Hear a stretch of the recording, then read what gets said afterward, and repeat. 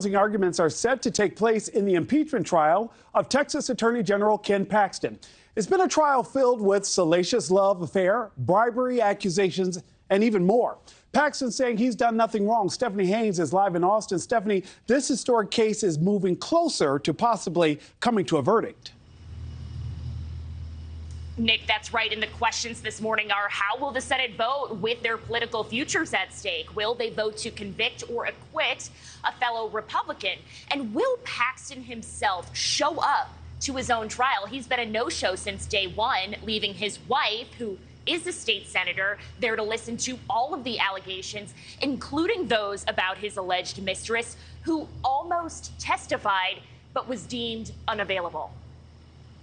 Past 2 weeks, the historic impeachment trial of Texas Attorney General Ken Paxton has consumed state senators and captivated audiences far beyond the Capitol. The thrice elected Republican faces 16 articles of impeachment and has been a no-show for the majority of his trial. Day after day, prosecutors probed witnesses in Paxton's orbit, aiming to show the Republican-led Senate, who serves as the jury, how they believe Paxton used his office to try to help his friend and donor, Nate Paul, find out what intel federal investigators had on him. Prosecutors allege Paul helped renovate the Paxton kitchen and hired Paxton's alleged mistress, who prosecutors intended to call to testify until the judge, Lieutenant Governor Dan Patrick, said both sides agreed not to.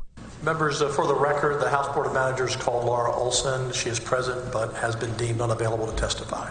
All the while, Paxton's wife, State Senator Angela Paxton, has been on the Senate floor listening to every second of the trial, tweeting out Bible verses almost daily. She is not allowed to vote as a juror. Paxton's defense team has fiercely objected to testimony at every turn, most recently grilling Paxton's former assistant, trying to debunk claims that Paxton used a burner phone or got his kitchen renovated as a favor from Nate Paul. We've proven that the countertops were not altered in any way, haven't we?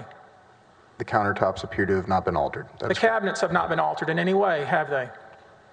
It would appear that way, yes, sir. The man that was with General Paxton more than anyone else is testifying under oath that you have no evidence, no knowledge that Nate Paul ever did anything for General Paxton other than buy a lunch. Isn't that true? That is correct. If Paxton is convicted on just one article, he will be removed from office. And former President Trump endorsed Paxton in his last election. He posted on Truth Social, "This is a sad day in the great state of Texas." Nick. Stephanie Haynes live for us this morning. Stephanie, thank you so much. Thank you for watching. Go to newsnationnow.com to find NewsNation on your television provider. And don't forget to click the red subscribe button below to get more of NewsNation's fact-driven, unbiased coverage.